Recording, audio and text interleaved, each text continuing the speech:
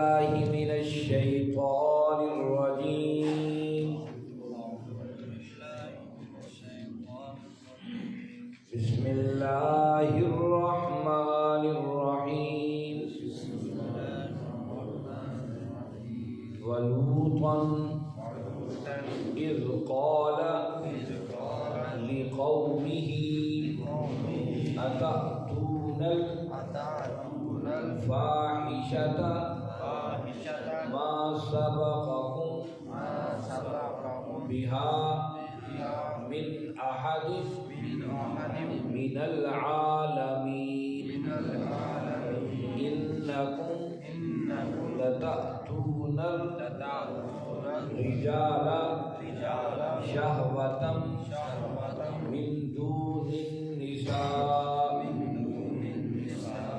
بل أنتم قوم مسرفون.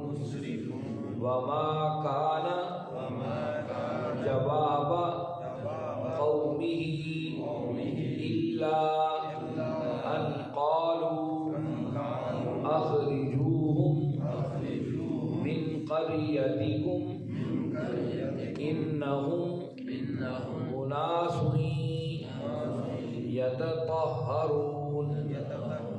فأنجيناه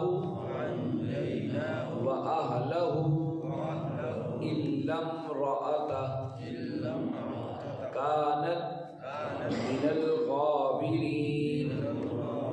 وأمطرنا عليهم مطرا فانظر كيف كان عاقبة المجرمين.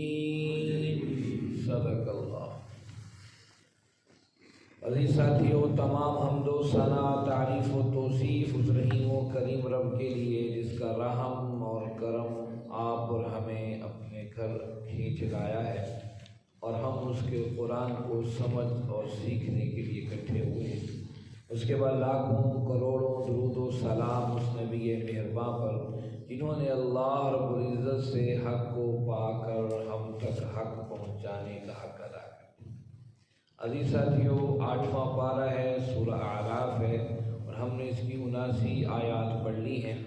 گزشتہ آیات بینات میں تذکرہ ہوا تھا قوم سمود کا، اور اس سے پہلے تذکرہ ہوا تھا قوم عاد کا، اور اس سے پہلے تذکرہ ہوا تھا قوم نوح کا. یہ مسلسل ان اقوام کے تذکرے ہیں جو عرب کے لوگ جنہیں اچھی طرح جانتے تھے، اور ان کے قصے اور کہانیاں عرب کے ریگزاروں میں بھی پھیلے ہوئے تھے، ان کے آثار قدیمہ پھیلے ہوئے تھے، اور خود ان کی کتابوں اور تحریروں اور شاعری اور تقریروں اور نثروں کے اندر بھی موجود تھے. اس لیے قرآن مجید نے ان ہی قوموں کا تذکرہ کیا ہے جن کو وہ اچھی طریقے سے جانتے تھے. اور پھر ایسا جب یہ اسلام عرب کے خطے سے باہر کی دنیا میں نکلا تو پتہ ہی چلا یہ اقوام جو قوم نوح تھی یا قوم عاد تھی، قوم سمود، اس کے تذکرے دنیا کی باہر کی اقوام کے اندر پرانی کتابوں کے اندر بھی موجود تھے. گویا کہ یہ ایسی اقوام تھیں جن کے بارے میں دنیا یا دنیا کی تاریخ انہیں جانتی تھی.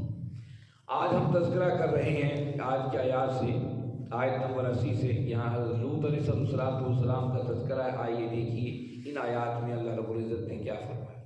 فرمایا اعوذ باللہ من الشیطان الرجیم. ولوطا، اور لوط علیہ الصلوۃ والتسلیم، اذ قال، جب کہا، لقومہ، اپنی قوم سے، اتأتون، آ کا مطلب ہے کیا؟ تأتون، تم آتے ہو، فاحشۃ، فحاشی کے لیے، بے حیائی کے لیے، ما سبقکم، جو تم سے پہلے، بہا من احد، کسی ایک نے بھی، من عالمین، دنیا میں نہیں کیا ہے.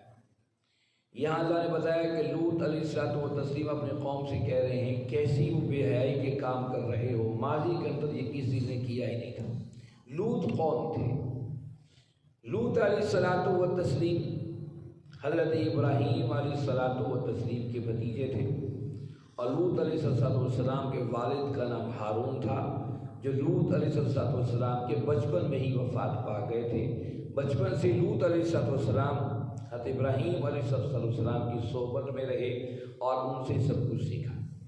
ابراہیم علیہ السلام نے جب نمرود کے ساتھ کشمکش کا آغاز ہوا اور اس آغاز کے بعد جب آپ نے اس بستی کو، اس ار کی بستی کو جو عراق کے اندر آج چھوٹی سی بستی کے نام سے مشہور و معروف ہے، کسی زمانے کے اندر یہ پورا عراق اس کی سلطنت میں شامل تھا، وہاں سے ارادہ کیا ہجرت کا تو ان کے ساتھ 2 افراد تھے۔ ایک ابراہیم علیہ السلام کی زوجہ محترمہ حضرت سارہ تھی، اور ساتھ ہی ان کے ساتھ ان کے بھتیجے حضرت لوط تھے۔ یہ 3 افراد یہاں سے نکلے ہیں اور ہجرت کے سفر پر روانہ ہوئے۔ تو لوط علیہ السلام بھتیجے تھے ابراہیم علیہ السلام کے، اور پھر شروع سے ابراہیم کی صحبت میں رہے تھے، اس لیے توحید کو جانتے تھے، اللہ کی وحدانیت کو اچھی طریقے سے جانتے تھے۔ تو جس وقت یہ اپنے نبوت کی عمر کو پہنچے، یاد رکھیے نبوت کے اعلان کی عمر ہے جو عموماً محدثین مفسرین 40 سال بتائی ہے۔ عیسیٰ علیہ السلام نے بچپن میں آپ نے نبوت کا اعلان کیا، لیکن نبوت کی دعوت کا آغاز انہوں نے 40 سال کی عمر میں کیا۔ تو 40 سال کی عمر جو ہے یہ حد ہے، جتنی بھی انبیاء دنیا میں آئے وہ 40 سال کی عمر کے بعد اعلان نبوت کیا کرتے تھے۔ لوط علیہ السلام کی جب عمر اس حد تک پہنچی تو انہوں نے اعلان نبوت کیا۔ لوط علیہ السلام کا تعلق اس قوم لوط سے نہیں تھا۔ اب دیکھیے جتنی بھی پچھلی ہم انبیاء کا تذکرہ پڑھا ہے، نوح علیہ السلام کا اور صالح علیہ السلام کا، ان سب کا تو قرآن نے کہا اخاہ، انہی کے بھائی کو ان کی طرف بھیجا۔ لیکن جب لوط علیہ السلام کا تذکرہ آیا، قرآن نے اخاہ میں یہ نہیں کہا کہ لوط علیہ السلام کو برادری نہیں تھی، لیکن قرآن نے قوم ہی کہا، ان کی قوم تھی۔ اب برادری اور قوم کے اندر ایک واضح فرق ہے۔ جتنے بھی انبیاء آئے لوط تھے وہ اپنے قوم کے اندر آئے، انہی کے اندر بچپن، جوانی، لڑکپن ساری زندگی گزاری ہے۔ اسی طرح صالح علیہ السلام نے بھی ایسا کیا ہے، اسی طرح جو ہے باقی انبیاء نے بھی ایسا کیا ہے، لیکن لوط علیہ السلام کا تعلق اپنے قوم سے ایسا نہیں تھا۔ یہ تو پیدا ار کے اندر ہوئے تھے، بچپن، لڑکپن، جوانی کا ایام وہاں گزارے تھے، اب آ گئے تھے مقام صدوم کے اندر، جو یہ فلسطین کے ساتھ کا علاقہ اور اسرائیل کے ساتھ کا علاقہ ہے، جس کو اردن کا شرقی اردن کا علاقہ، دریائے اردن کے قریب کا علاقہ کہا جاتا ہے۔ یہ وہ جگہ تھی جہاں پر آ کر بسے تھے۔ اصل وجہ یہ تھی لوط علیہ السلام نے یہاں آ کر اس بستی میں رہائش اختیار کر لی تھی اور اسی قوم میں شادی کی تھی، جس سے سسرالی رشتہ بن جائے تو وہ اس کی برادری کا حصہ بن جاتا ہے۔ اس لیے قرآن نے اخاہ، جس طرح حضرت ہود کے ساتھ، جس طرح صالح کے ساتھ، جس طرح نوح علیہ السلام کے ساتھ اخاہ کا لفظ استعمال کیا، یہاں نہیں کیا، کیونکہ یہ ان کا قوم تو تھی پر وہ بھائی چارہ ان کے ساتھ اس طریقے سے نہیں تھا دیگر انبیاء کا۔ تو قال قوم میں اپنے قوم سے کہا تاتون الفاحشہ، کیا تم ایسی بھی حیائی کی طرف آتے ہو، ما سبقکم بہا، کہ تم سے پہلے من احد، کسی ایک نے بھی من عالمین دنیا میں یہ حرکت نہیں کی۔ یہ حرکت کیا کرتے تھے؟ یہ ہم جنس پرست تھے اور اس حد تک اس میں غرق ہو چکے تھے، انتہائی عجیب حالت ہو گئی تھی ان کی۔ اور دیکھیے سب سے اہم بات یہ ہے، جتنے بھی انبیاء کا تذکرہ پڑھا آپ نے دیکھ لیجیے پچھلی آیات کے اندر، تو سب سے پہلے ہر نبی نے دعوت دی، دیکھو یا قوم اعبدوا اللہ ما لکم من الہ غیرہ۔ آپ کو ہر نبی کی دعوت سے یہ الفاظ ملیں گے، ہر نبی نے کھڑے ہو کر پہلے یہی بات کی، او اللہ کے بندو اللہ کی بندگی اختیار کرو اور اس کے علاوہ کوئی بھی تمہارا الہ نہیں ہے۔ لیکن یہاں پر لوط علیہ السلام کی دعوت میں یہ الفاظ نہیں ملتے۔ اگرچہ ہر نبی کی دعوت کی بنیاد لا الہ الا اللہ ہی ہوا کرتی ہے، لیکن یہاں پر لا الہ الا اللہ کی دعوت نہیں کی، سیدھا اس بات پر آ گئے کہ تم کیا برے کام کر رہے ہو جو پہلے قوموں نے نہیں کیا۔ اس کی مثال یوں سمجھ لیجیے، اگر معاشرے کے اندر کوئی شخص گند کھا رہا ہو، آپ اسے اسلام کی تبلیغ کریں گے، پہلے اس کو گندگی سے محفوظ کریں گے۔ کوئی بھی شخص غلط کام کر رہا ہو، آپ اسے اسلام کی دعوت دینے کی بجائے پہلے آپ اس کو کہیں گے بھائی جو غلط کام کر رہے ہو درست کر لو۔ تو انتہائی گھٹیا کام وہ کر رہے تھے، اس لیے اللہ کی توحید بیان کرنے سے پہلے سمجھایا کہ دیکھو اس عادت کو پہلے چھوڑو جو گندی عادت تم نے اپنائی ہوئی ہے، اور ایسی گندی عادت ہے جو پوری دنیا میں تم سے پہلے کسی نے نہیں کی۔ انکم، بے شک تم، لتاتون الرجال، تم آتے ہو رجال مردوں کی طرف، شہوتاً شہوت لیے ہوئے، من دون النساء عورتوں کے علاوہ، بل انتم قوم مسرفون، بلکہ تم تو ایسے لوگ ہو جو حد سے بڑھ گئے ہو۔ اخیر کر دیا تم لوگوں نے اپنی زندگی کے تماشے کی کہ اللہ نے مرد عورت فطرتی دو ایسی دو صنفیں بنائی ہیں جو فطرتاً آپس کے اندر میل رکھتی ہیں، لیکن تم لوگوں نے ایک ایسا کام شروع کر دیا جو بالکل فحاشی اور یعنی کا حد سے بڑا ہوا ہے۔ یہاں پر لفظ استعمال ہوا لتأتون الرجال، رجال رجل سے نکلا ہے، اور عربی لغت بھی بڑی زبردست ہے۔ عربی زبان کے اندر ہر فرد کی شخصیت کے حوالے سے الفاظ جو ہوتے ہیں بڑے گہرائی نہیں ہوتے۔ ویسے رجل کا عام معنی آدمی ہے، لیکن رجل کہتے ہیں پختہ عمر کے آدمی، جس کی عمر کم از کم 30-35 سال سے اوپر 40-45-50 سال کے قریب ہو، اسے کہتے ہیں رجال۔ پختہ عمر کے بندے کو رجل یا رجال کہا جاتا ہے۔ وہ ہے کہ اس حد تک وہ گر گئے تھے کہ یہ تو چھوٹی عمر کے جو لوگ تھے، بڑی عمر کے لوگ بھی اس کام میں ملوث تھے۔ اس حد تک ان کے اندر گراوٹ، اخلاقی گراوٹ پیدا ہو چکی تھی، اور اس حد تک یہ برے کام کر رہے تھے۔ اور دیکھیے آج بھی اس دور کے اندر اس معاشرے میں آپ اور ہم بستے ہیں، یہاں پر بھی کچھ کیفیتیں ایسی چلی جا رہی ہیں۔ ہمارے پوری دنیا کے اندر برٹش پارلیمنٹ وہ پہلی پارلیمنٹ ہے، موجودہ پارلیمنٹ، جس نے باقاعدہ ہم جنس پرستی کا قانون پاس کیا، اور باقاعدہ امریکہ کے اندر چلے جائیے، یورپی ممالک میں چلے جائیے، جہاں آپ وہاں کی لائبریری سرچ کریں گے، لائبریریوں میں جائیں گے، آپ باقاعدہ خانہ علیحدہ بنا ہوا ہے گے لائف آف سٹائل کے، گے جو افراد ہیں جو ان کی زندگی گزارنے کا طریقہ کیسا ہونا چاہیے۔ اور یہ جس وقت امریکن فورسز خلیج کے اندر موجود تھیں، بڑے پرانی کی بات ہے، تو 1000 کے قریب امریکن فوجیوں پر الزام لگا کہ ہم جنس پرست ہیں۔ تو امریکن گورنمنٹ نے انہیں واپس بلا لیا سزا دینے کے طور پہ کہ تمہیں کس کام کے لیے بھیجا تھا، کس کام میں پڑ گئے ہو۔ امریکہ کے اندر بڑے پیمانے پر احتجاج شروع ہو گیا کہ یہ کون سا جرم ہے جس پر آپ انہیں بلا کر سزا دے رہے ہیں، یہ تو فطرتی تقاضا ہے، جو فطرت کا معاملہ اس پر آپ سزا کیسے دے سکتے ہیں۔ امریکہ کو پھر قانون بدلنا پڑا، نہ صرف بدلنا پڑا بلکہ وہاں کے شاعروں نے اور وہاں کے جو ہے لکھاریوں نے باقاعدہ اس پر کتابیں لکھی اور اس کی سرپرستی کی کہ اس میں برائی کوئی نہیں ہے، نعوذ باللہ استغفر اللہ، اس کو ترویج دینا چاہیے معاشروں کے۔ اس کے مقابلے میں اسلام کیا کہتا ہے، یاد رکھیے قرآن اور سنت نے زانیوں کی سزائیں مقرر کی ہیں۔ زانی کی سزا یہ ہے کہ وہ غیر شادی شدہ زانی ہے، اس کو 100 کوڑے مارے جائیں گے، اور وہ اگر ایسی حرکت کرے اور سب لوگ اہل ایمان موقع پر موجود ہوں، اسے سزا دیتا دیکھتے ہوئے، تاکہ معاشرے کے اندر کسی اور کو دوبارہ زنا کرنے کی ہمت نہ پڑے۔ اور اگر وہ شادی شدہ ہے، قرآن کی بجائے حدیث کے اندر اس کی تشریح موجود ہے۔ آقا کریم صلی اللہ علیہ وسلم نے اپنی حیاتی طیبہ کے اندر ایک مرد اور ایک عورت کو علیحدہ علیحدہ سنسار کیا تھا۔ سنساری کی سزا ہے، جو کسی اور عام موقع پر آپ کو بتائیں کہ سنساری کسے کہتے ہیں۔ تو یہ سزا صحابہ نے پوچھا یا رسول اللہ صلی اللہ علیہ وسلم، اگر یہ مرد اور مرد کا معاملہ ہے، جو قوم لوط کا معاملہ ہے، اگر ایسے اس کی سزا کیا ہو؟ تو آقا کریم صلی اللہ علیہ وسلم فرمایا دونوں کو قتل کر دیا جائے۔ لیکن چونکہ ایسا ثانیہ اور واقعہ اللہ کے نبی صلی اللہ علیہ وسلم کی حیات طیبہ میں نہیں ہوا اس پر یہ قانون لاگو کیا جا سکتا، اس لیے اس پر بعد کے آنے والے فقہاء میں اختلاف ہے۔ حضرت علی رضی اللہ عنہ فرماتے ہیں کہ دونوں کو قتل کر دیا جائے، کہ دونوں مردوں کو جو اس ملوث میں کام میں ملوث ہوں۔ اور ایک روایت میں آتا ہے صحابہ نے پوچھا اللہ کے نبی صلی اللہ علیہ وسلم سے، یا رسول اللہ صلی اللہ علیہ وسلم فاعل تو چلو ہم قتل کرتے ہیں وہ زیادتی کر رہا ہے، مفعول کا کیا قصور ہے؟ یعنی کہ جو کر رہا ہے اس کو قتل کر دیے، جو بیچارہ مفعول ہے اس کا قصور کیا ہے؟ تو آقا کریم صلی اللہ علیہ وسلم ہو سکتا ہے مفعول کا قصور فاعل سے بھی زیادہ ہو، اس نے ترغیب دلائی ہو اس کام کے لیے، دونوں کو قتل کر دیا جائے۔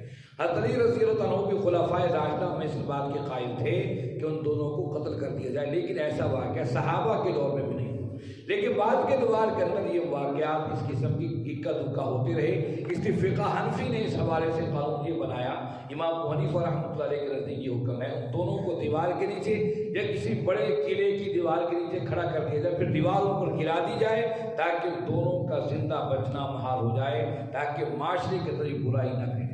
اس کے ساتھ ایک بات اور یاد رکھیے، اسلام کے دشمن بڑے عجیب و غریب ہیں۔ اسلام کے دشمن لفظوں سے کھیلتے ہیں اور ہم ان لفظوں کو سمجھ نہیں سکتے۔ جیسا مولوی کا لفظ ہے، یہ لفظوں سے کھلواڑ ہے کہ ہم کو مولوی بس میں جا رہے ہیں، داڑھی والے کو دیکھو او مولوی، معاشرے میں کسی کو داڑھی دیکھے او مولوی، یہ لفظوں کی کھیل ہے جو ہمارے دشمن نے ہم پر ایسے مسلط کر دی ہیں۔ بعض لفظوں کی کھیل وہ ہمارے معیوب بنا کے رکھ دیا۔ مولوی کا لفظ ایسا بدنام ہو گیا ہے کہ ہم اپنے معاشروں کو مدارس کے قریب اپنے بچوں کو نہیں جانے دیتے۔ کیوں ہم اپنے بچوں کو مدارس میں داخل کروائیں؟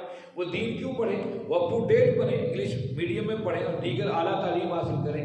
دین کو ہم نے بالکل ایک طرف رکھ دیا اور مولوی کے تصور بگاڑ کے رکھ دیا، یہ بھی کفر کی سازش ہے۔ اسی طرح بہت سے الفاظ ہیں، بہت سے جملے ہیں، ان میں سے ایک جملہ لوط علیہ السلام سے جڑا ہے جسے ہم لواطت کہتے ہیں۔ یاد رکھیے لوط علیہ السلام اللہ کے نبی تھے۔ اب جو قوم لوط جو کام کرتی تھی اس کو ایک لفظ کو ساتھ بگاڑ کر لواطت کا لفظ استعمال کر دیا گیا۔ ہم جس پرستی کو اردو لغت کے اندر لواطت کہا جاتا ہے، یاد رکھیے یہ بھی لفظوں کی ہیر پھیر ہے تاکہ لفظ بول کر ایک نبی کے اوپر نعوذ باللہ کیچڑ اچھالی جائے۔ اس سے مراد یہ ہے کہ لوط علیہ السلام کے ماننے والے گویا کہ اس کام میں ملوث تھے، حالانکہ ان کی قوم اس کام میں ملوث تھی، اہل ایمان تو چیزوں کو برا سمجھتے تھے۔ اسے لواطت کا لفظ اردو لغت میں نہیں ہونا چاہیے ہے، اس پر ہم احتجاج بھی کرتے ہیں اور لوگوں کو اس ویڈیو پیغام میں بتاتے ہوئے لواطت کا لفظ اردو میں استعمال نہ کیجیے، کیونکہ لوط علیہ السلام سے جڑا ہے۔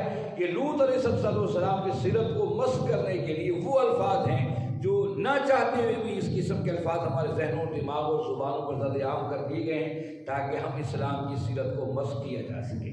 تو یاد رکھیے یہ لفظ غلط ہے۔ ہم جس پرستی یا کہ یہ اس معاشرے آج معاشرے میں پنپتا جا رہا ہے یہ بھوتا، اچھا اب اس زمانے میں ان پر اللہ نے عذاب نازل کیا، آج عذاب کیوں نہیں آ رہا ہے؟ اس کی سب سے بڑی وجہ یہ ہے ہم نے ان تک واضح پیغام پہنچا ہی نہیں سکے۔ ہماری ذمہ داری یہ تھی کہ ہم اپنے کاروبار اور تجارت زندگی کے معاملات کو بھی کرتے اور اللہ کا پیغام دنیا کو پہنچاتے بھی صحیح، لیکن افسوس کہ آج ہم اپنے گھر اور اپنے معاملے میں ایسے جو ہے مدغم ہو گئے یا جو ہے جڑ گئے، ہمیں احساس ہی نہ رہا کہ ہماری سب سے بڑی ذمہ داری لوگوں تک اللہ کا پیغام پہنچانا تھا۔ اللہ نے کہا بل انتم قوم مسرفون، بلکہ تم تو حد سے بڑے ہوئے لوگ۔ وما کان جواب قومہ، اور نہیں تھا جواب ان کی قوم کا جواب سوا یہ کہ ان قالوا، انہوں نے کہا اخرجوہم، انہیں نکال دو، من قریتکم، اپنی بستیوں سے، انہم اناس، یہ جو لوگ ہیں یطہرون، بڑے پاک باز بنے پھرتے ہیں۔ اب دیکھیے الٹا ایک انسان غلطی کا احساس کرنے کے بعد اسے احساس ندامت ہونا چاہیے۔ یہ ایسی ہر دھرم قوم تھی کہ نہ صرف ندامت بلکہ ندامت کیا ہوتا، الٹا یہ کہنے لگے اچھا تم اپنے آپ کو بڑا پاک باز سمجھتے ہو، بڑے تم پاک ہو۔ الٹا کہ اپنی غلطی کے اوپر پردہ ڈالنے کے بجائے ڈٹائی کے ساتھ کہنے لگے گا اچھا ان کو اپنے بستیوں سے نکالو، یہ بڑے پاک باز بنے پھرتے ہیں۔ یہ آیت کا یہ حصہ بتاتا ہے کہ جب انسان گناہ کرتے کرتے کرتے اس حد تک گناہ پر حاوی ہو جاتا ہے کہ گناہ میں اسے لذت محسوس ہونے لگتی ہے، پھر وہ گناہ کو گناہ نہیں سمجھتا ہے۔ یہی کیفیت وہاں پر پیدا ہو چکی ہے۔ انسان دیکھیے معاشرے میں جھوٹ بولتا ہے، کوئی غبن کرتا ہے، کوئی غلط کام کرتا ہے تو اس کے اندر کا ضمیر اسی کو چوکے لگاتا ہے کہ وہ تم نے غلطی کی ہے، اور کئی دن تک انسان پریشان بھی رہتا ہے۔ لیکن مسلسل ایک انسان جھوٹ بولتا چلا جائے، مسلسل ایک انسان جو ہے غلط راستے پر چلتا چلا جائے تو پھر اس کو وہ اپنا حق سمجھنے لگ جاتا ہے۔ اس آج ہمارے معاشروں میں ہے، وہ کہتے اتنے پیسے دو اور یہ تمہارا کام کر دیتے، حالانکہ گورنمنٹ انہیں تنخواہیں دے رہی ہے، اس کا حق انہیں دے رہی ہے، لیکن یہ آپ پہلے لوگ چھپا کے لیتے ہیں، سر عام کہتے بھائی اتنا دو تو تمہارا کام ہو۔ گویا کہ یہ بات اب گناہ رہی نہیں۔ یاد رکھی جب انسان گناہ کو گناہ نہیں سمجھتا پھر اللہ کے فیصلے، اللہ کا عذاب آیا کرتا ہے۔ جب انسان گناہ کو گناہ سمجھ کے کرتا ہے تو پھر اللہ انتظار کرتے شاید بندہ توبہ کر لے، مجھ سے معافی مانگے، راستے کھلے ہوتے ہیں۔ لیکن جب بندہ گناہ کے ایسے پڑ جاتا ہے پھر گناہ کو گناہ نہیں سمجھتا ہے، پھر اللہ کے عذاب کے فیصلے آتے ہیں۔ انہم اناس یطہرون، اناس کا لفظ بتاتا ہے کہ تھوڑے انسان تھے جو لوط علیہ السلام کے ساتھی تھے، تھوڑے سے افراد تھے، ان کو کہا نکالو ان کو بستیوں سے، ان کے یہ جو ہے بڑے پاک باز بنے پھرتے ہیں۔ فَأَنْجَيْنَاهُ، پھر ہم نے پس انہیں نجات دے دی، وَأَهْلَهُ، اور ان کے اہل خاندان کو، إِلَّا امْرَأَتُهُ، سوائے ان کی بیوی کے، كَانَتْ مِنَ الْغَابِرِينَ، وہ پیچھے رہ جانے والوں میں سے تھی۔ اس آیت میں بڑی اہم بات بتائی برادری کی۔ برادری ازم پر اسلام نے ہمیشہ دیشہ مارا ہے۔ برادری کے لیے ہم سب کچھ کرنے کی تیار ہیں، یہ برادری کا فیصلہ ہے، برادری یہ کر رہی ہے۔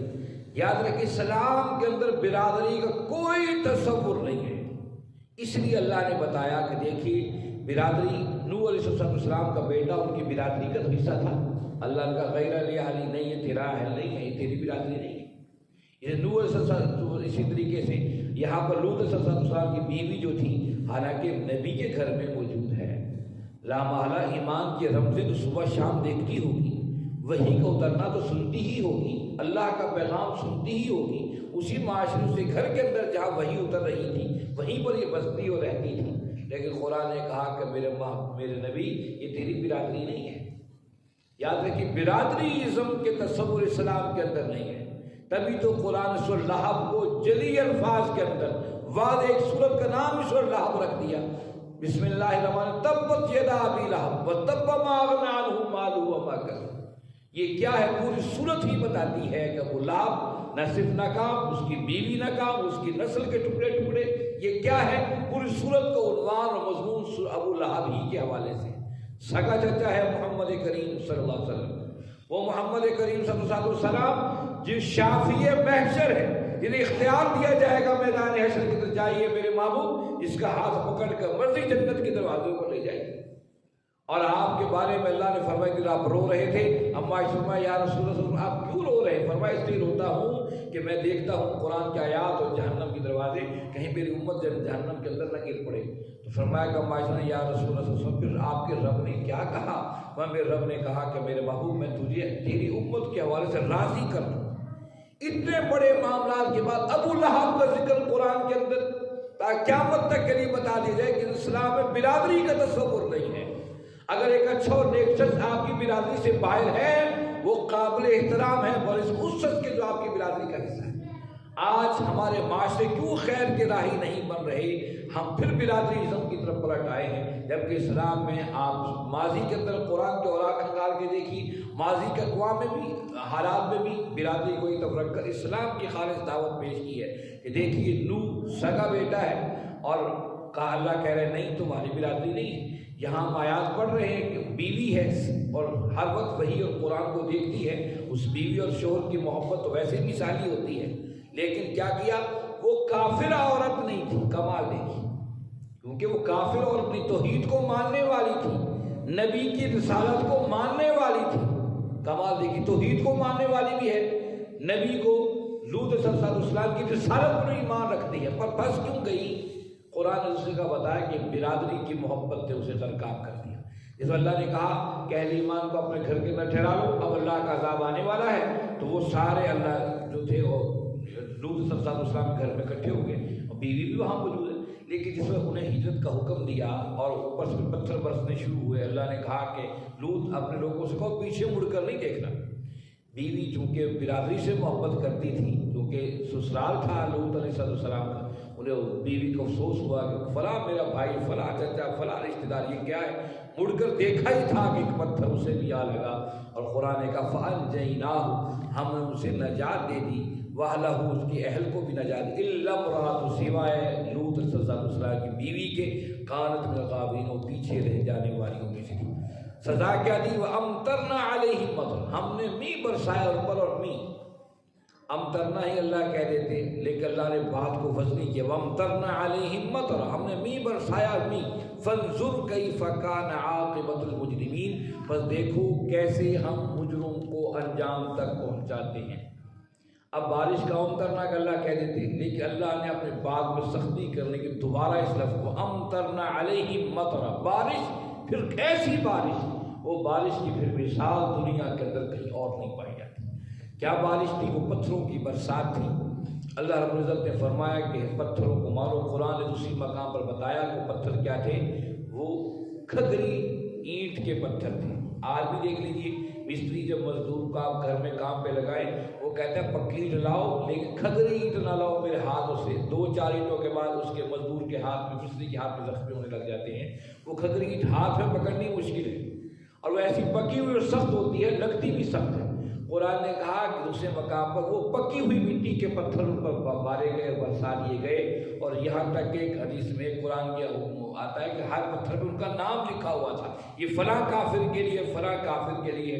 پتھروں کی ایسی برسات کر دی کہ پتھر جو ہے ڈھیر کے ڈھیر لگ گئے۔ اسی پر بس نہیں ہے، پھر اللہ نے اس قوم لوط کو زمین میں دھنسا دیا، اتنا دھنسایا کہ وہاں سے پانی نکل آیا، اور آج بھی اس جگہ کے نکلے ہوئے پانی کو ڈیڈ سی کہا جاتا ہے، اردو میں بحر مردار کہا جاتا ہے۔ اسرائیل اردن کے ساتھ وہ جگہ ہے جس کے اندر انتہائی جو ہے ایسا نمکین پانی ہے، عام سمندر کا پانی بہت نمکین ہے، آپ زبان پہ چکھ نہیں سکتے، اس سے 11 گنا زیادہ اس بحر مردار کا پانی جو ہے وہ سخت نمکین ہے، اتنا نمکین ہے کہ وہاں پر کوئی مچھلی نہیں، کوئی جانور نہیں اس کے تہہ میں زندہ رہ سکتا، اور بلکہ لوگوں نے اسے بھی سیر کا بنا لیا ہے، دنیا سے لوگ سوئمنگ کے لیے وہاں پر آتے ہیں، تیراکی کے لیے اور نہانے کے لیے، کیونکہ اس پانی میں کوئی ڈوبتا نہیں ہے، گویا کہ اس کو آج بھی اللہ نے دنیا کے سامنے مثال بنا دیا، اور وہ تھوڑی اتنی بڑی جگہ نہیں ہے، اس کو ڈیڈ سی یا بحر مردار کہا جاتا ہے، اور دنیا کے لوگ اس کو دیکھنے کے دور دور سے آتے ہیں، اللہ نے دنیا کے لیے کو عبرت بنا دیا کہ فانظر کیف کان عاقبۃ المجرمین، بس دیکھو، قرآن قیامت تک کے لیے، گویا کہ آج بھی اللہ ہمیں کہتے ہیں دیکھو کیف کان عاقبۃ المجرمین، ہم مجرموں کا انجام کیسے کرتے ہیں، گویا کہ آج بھی وہ ڈیڈ سی موجود، بحر مردار موجود ہے جو دنیا میں عبرت کی راوت بنا ہوا ہے، اور جو ہے وہ دنیا کے اندر موجود ہے، اور وہاں پر قوم لوط علیہ السلام کی قوم بستی تھی، اللہ نے آج بھی اس کو عبرت کا نشان بنا دیا ہے۔ میرے بھائیوں، یہ ہے وہ اللہ کا قرآن، اس کے لیے ہم کہتے ہیں آئیے، پڑھیے، بیٹھیے، سنیے، تاکہ ہم اپنی زندگی کو خیر کا راہی بنا سکیں، خیر کی طرف لے چلے، ان برائیوں سے اپنے دامن کو بچا لے، اس سے بچنے کا حکم اللہ کے قرآن نے دیا ہے، اور اس نیکی کی طرف اپنی بڑھوتری، اپنے آپ کو بڑھائیں، اس نیکی اور خیر کی طرف اللہ اور اس کے رسول نے ہمیں حکم دیا ہے۔ میرے بھائیو، ماہ رمضان کا مہینہ ہے، اس کی ہر ساتھ ہر گھڑی سے اپنے آپ کو جو ہے وہ شامل کر لو، اس کی ہر لمحے کو اپنے ہاتھ سے نہ جانے دو، چاہے وہ قرآن کی تلاوت کی شکل میں ہو، تسبیح و تحلیل کی شکل میں ہو، ذکر اذکار کی شکل میں ہو، صدقہ اور خیرات کی شکل میں ہو، اپنے ہمسائے سے مسکرا کر ملنے کی شکل میں ہو، ہر حال کے اندر خیر کی جستجو کیجیے۔ اللہ رب العزت سے دعا ہے، اللہ رب العزت آپ اور ہم سب کو سمجھنے اور اس پر عمل کرنے کی توفیق عطا فرمائیں۔